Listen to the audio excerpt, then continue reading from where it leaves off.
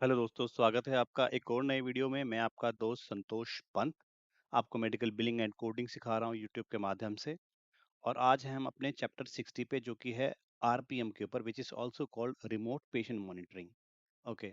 तो पिछले वीडियो में हमने जाना था कि सीसीएम क्रॉनिक केयर मैनेजमेंट क्या होता है। उसी से रिलेटेड एक एडिशनल सर्विसेज जो आजकल ऑफिस में परफॉर्म की जाती हैं फिजिशियन द्वारा, जो कि आरपीएम सर्विसेज हैं, जिनके हमें काफ़ी सारे कॉम्प्लेक्स डिनायल्स और रूल रेगुलेशंस पढ़ने पड़ते हैं। तो इस वीडियो में हम इसके बारे में जाने कि ये आरपीएम सर्विसेज क्या होती हैं और इनको हम किस तरीके से बिल करते हैं, जो कि हम अपनी एक्चुअल कोडिंग और एआर के क्वेश्चंस या डिनाइल्स को हम सॉल्व कर सकें। तो चलिए चलते हैं अपने चैप्टर की तरफ। अगर आप मेरे चैनल पे नए आए हैं तो जरूर इस चैनल को सब्सक्राइब कर लीजिएगा, क्योंकि आपको और भी informational video medical code related आपको इस चैनल पे। ओके। तो जानते हैं पहले what is RPM. So what is RPM, इसकी डेफिनेशन क्या है जान लेते हैं। Remote patient monitoring is a type of telehealth in which healthcare providers monitor patients outside the traditional care setting. Okay. तो जो आरपीएम सर्विसेज होती हैं ये एक तरह की टेली हेल्थ सर्विसेज हैं। लाइक ये ज़रूरी नहीं कि पेशेंट ऑफिस में प्रेजेंट हो, टेलीफोन के थ्रू या डिवाइसेस के थ्रू ये होती हैं, जिसमें डॉक्टर अपने पेशेंट्स को मॉनिटर करता है ट्रेडिशनल केयर सेटिंग के। मीन्स कि ज़रूरी नहीं कि वो ऑफिस में पेशेंट को आना पड़ेगा, वो उसको टेलीफोनिकली या वर्चुअली भी उसको ट्रीट कर सकता है पेशेंट को। Patients are given such monitoring devices like blood pressure monitor, blood glucose machines, etc. Like in services में पेशेंट्स को कुछ डिवाइस दी जाती है, जिनसे कि उनको रेगुलर चेक किया जाता है डिवाइसेस के थ्रू, और वो डेटा डॉक्टर को रिसीव होता है। जैसे मैंने कि सीसीएम के वीडियो में आपको बताया था कि ड्यूरिंग द कोविड हमारे सीसीएम सर्विसेज स्टार्ट हुई थी, जिसके अंदर पेशेंट्स को मॉनिटर करते थे। वो टेलीफोनिकली लाइक फ़ोन करते थे पेशेंट्स को और पूछते थे कि आपकी जो क्रॉनिक कंडीशंस हैं उनका कैसे चल रहा है, क्या आप दवाई समय पे ले रहे हैं या नहीं ले रहे हैं। लेकिन आरपीएम मशीन में इसके विपरीत, इसमें मशीन्स के द्वारा लाइक मॉनिटर्स के द्वारा पेशेंट्स को मॉनिटर किया जाता है। जैसे जो चीज़ें डिवाइसेस के थ्रू मॉनिटर हो सकती हैं, वह डिवाइसेस के थ्रू मॉनिटर की जाती है या मेजर की जाती है। फॉर एग्जांपल, अगर पेशेंट को क्रॉनिक पेन है तो वो क्रॉनिक केयर मैनेजमेंट में पेशेंट से बात करके पूछा जा सकता है कि 1 आउट ऑफ 10 आपको कितना लेवल पे पेन हो रहा है, या आप मेडिकेशन ले रहे हैं नहीं ले रहे हैं। लेकिन अगर ब्लड ग्लूकोज पेशेंट को ब्लड शुगर है, डायबिटिक पेशेंट है, तो ब्लड शुगर आप वर्बली नहीं पूछ सकते ना, या तो पेशेंट यूज करता हो कोई डिवाइस। तो इसलिए क्या होता है, पेशेंट के पास डिवाइस अगर नहीं भी होती है तो डॉक्टर या डॉक्टर का क्लिनिक उसे अपनी तरफ से ब्लड ग्लूकोज डिवाइस प्रोवाइड कराता है या ब्लड प्रेशर डिवाइस मॉनिटर करने के लिए देता है, जिससे कि वह चाहता है कि पेशेंट रेगुलरली अपने मॉनिटर करे अपनी प्रॉब्लम। और वो जो डिवाइस की रीडिंग होती है उसके अंदर इलेक्ट्रॉनिकली सिम्स लगी होती हैं या वो नेटवर्क से कनेक्टेड होती हैं, तो वह जो रीडिंग्स होती है वो डॉक्टर के पास ऑटोमेटिकली आ जाती है, जो कि एक सॉफ्टवेयर से कनेक्ट होती है वो डिवाइस। तो सीसीएम और आरपीएम में मेन डिफरेंस ये है कि क्रॉनिक केयर मैनेजमेंट में हमारे पास क्रॉनिक कंडीशंस को ट्रीट किया जाता है, लेकिन आरपीएम में रिमोट पेशेंट मॉनिटरिंग में आप एक्यूट कंडीशंस को भी चेक कर सकते हैं। एक्यूट कंडीशन हो सकती है कि अभी उसको रिसेंटली ही ब्लड प्रेशर बढ़ना शुरू हुआ है, या ब्लड डायबिटीज, उसकी शुगर बढ़ गई है, वो प्री डायबिटिक हो गया है पेशेंट। उसको ऐसा लगता है कि पेशेंट को, डॉक्टर को लगता है कि इसको पेशेंट को डायबिटीज हो सकती है लॉन्ग टर्म में, तो उसको मॉनिटर करने की ज्यादा जरूरत। या फिर पेशेंट का वेट एकदम से बढ़ने लग गया है, तो उसको एक वेइंग मशीन देगा जिसके अंदर वो डेली उसको मेजर करना होगा अपना वेट, जिससे कि डॉक्टर के पास रीडिंग आती रहे कि पेशेंट्स का वेट अभी बढ़ना शुरू हो गया है, या वो जो मेडिकेशन ले रहा है या जो एक्सरसाइज उसको बताई गई है उससे रिड्यूस हो रहा है।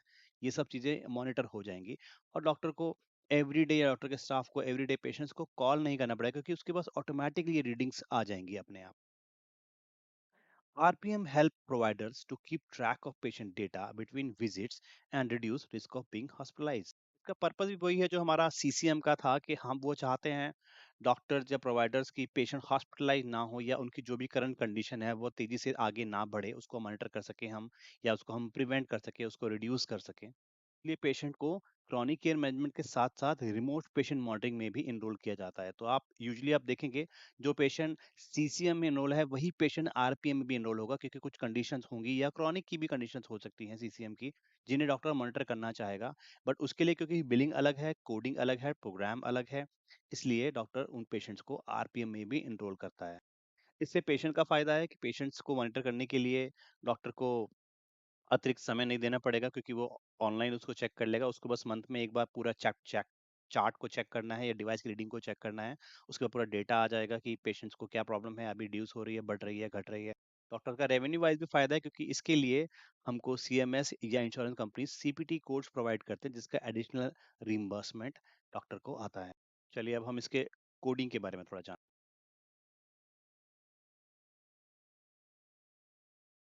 आर्क में बिलिंग एंड कोडिंग, सबसे पहला कोड 99453 है। इसमें कहते हैं हम initial patient setup and education on use of equipment bye practice staff और प्रोवाइडर। ओके, इसमें डॉक्टर ये डिसाइड करता है कि इस पेशेंट को आरपीएम में हमने रजिस्टर करना है, इसको हमने कुछ डिवाइस देनी है बेस्ड ऑन देयर प्रॉब्लम। अगर उनका वेट बहुत ज़्यादा बढ़ गया है या बढ़ा हुआ है, इसको कम करना है, तो उसको वेइंग मशीन देगा। अगर उसको ब्लड शुगर बहुत ज़्यादा है तो उसको ब्लड शुगर मशीन देगा। उसको हाइपरटेंशन या हाइपोटेंशन है तो उसके ब्लड प्रेशर मशीन देगा, या उसको पल्स ऑक्सीमीटर देगा उसके ब्लड के अंदर ऑक्सीजन को मेजर करने के लिए। तो ये सब डिवाइसेस दी जाती हैं, पेशेंट को आइडेंटिफाई किया जाता है, उसको एजुकेट किया जाता है डिवाइस के बारे में, को प्रोग्राम के बारे में समझाया जाता है कि आपको ये मशीन यूज करनी है, और उसके लिए आपको कॉल भी किया जाएगा, पूछा जाएगा आपसे कि आप यूज कर रहे हैं नहीं कर रहे हैं। और आपको अगर आप खुद भी चेक करना चाहें तो आपको जो ऐप मिलेगी इस डिवाइस के साथ में, उस ऐप में आप अपने डेटा को आप कैसे रीड कर सकते, जैसे कि आप अपनी सेल्फ केयर कर सकें। तो रजिस्ट्रेशन के लिए हम 99453 कोड यूज करते हैं सबसे पहली बार, और ये वन टाइम कोड ही होता है। उसके बाद 99454 delivery of results reports build once every 30 days with at least 16 days of data. तो ये थोड़ा इंपॉर्टेंट है। 99454 कोड जो है, जो हम रिजल्ट्स आएंगे हमको, उन रिजल्ट्स के लिए हम बिल करेंगे कि हमने पेशेंट्स को एक डिवाइस दिया था 99453 में। उसके बाद every 30 days, not calendar month like CCM, every 30 days हमको अगर 16 रीडिंग पेशेंट की रिसीव हुई है डिवाइस के थ्रू, विच मीन्स पेशेंट्स ने अगर 16 टाइम उस डिवाइस को यूज किया है, 16 डेज एक्चुअली, एक दिन में वो 2-3 बार भी यूज करेगा तो उसको एक ही काउंट किया जाएगा।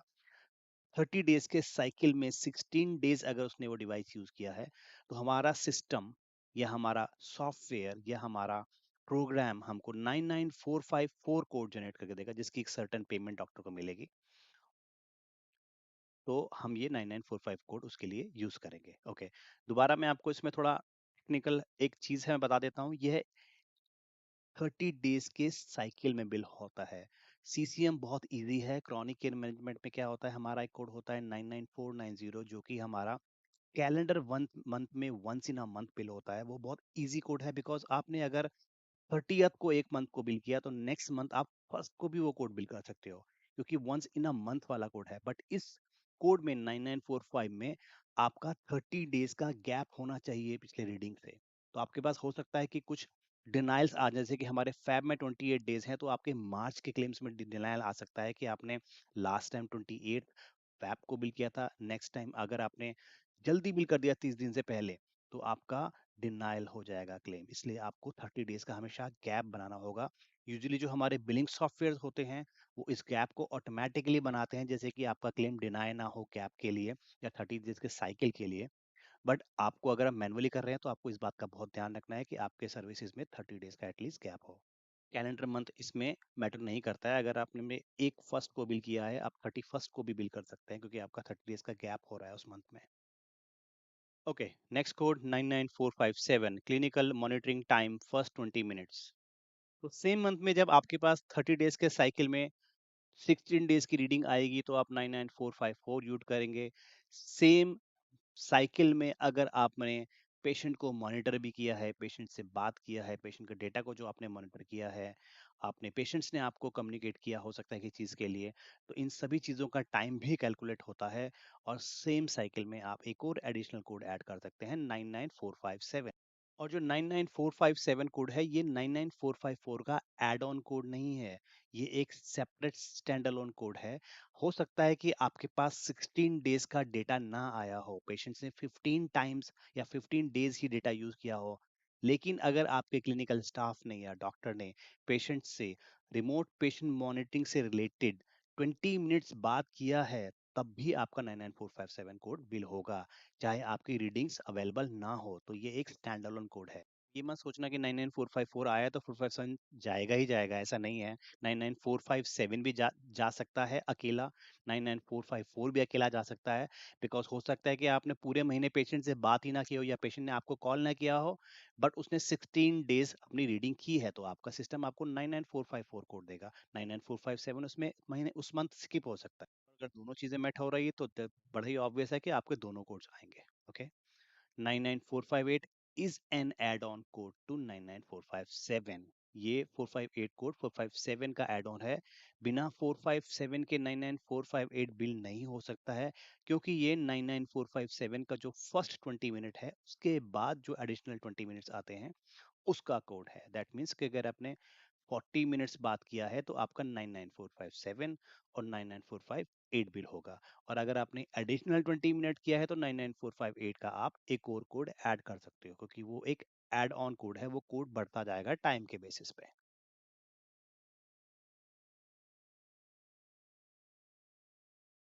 तो दोस्तों, आज का चैप्टर यहीं खत्म होता है। रिमोट पेशेंट मॉनिटरिंग के बारे में जो मैं आपको समझाना चाहता था, आई थिंक मैंने आपको क्रॉनिक केयर मैनेजमेंट और रिमोट पेशेंट मॉनिटरिंग दोनों के बारे में समझा दिया। ये बहुत इंपॉर्टेंट चैप्टर है, क्योंकि ये बहुत यूज हो रहे हैं। कोविड के टाइम पे स्टार्ट हुए थे, बट अभी भी बहुत यूज हो रहे हैं। सभी इंश्योरेंस कंपनी उसको अलाउ कर रही है, पे कर रही है। हालांकि वो अपनी क्राइटेरिया बहुत बढ़ाते जा रहे हैं, थोड़ा डिफिकल्ट कर रहे हैं क्लेम्स को पे होने के लिए। But if you know all the guidelines, all the things, and if you keep your self updated with the rules, आपके क्लेम्स हमेशा पे होंगे, आप सॉल्व कर सकते हैं उनको। कोडिंग बिलिंग में जितना ध्यान रखेंगे, उतना ही आपके डिनाइल्स कम आएंगे दोस्तों। तो होप आपको वीडियो अच्छा लगा हो।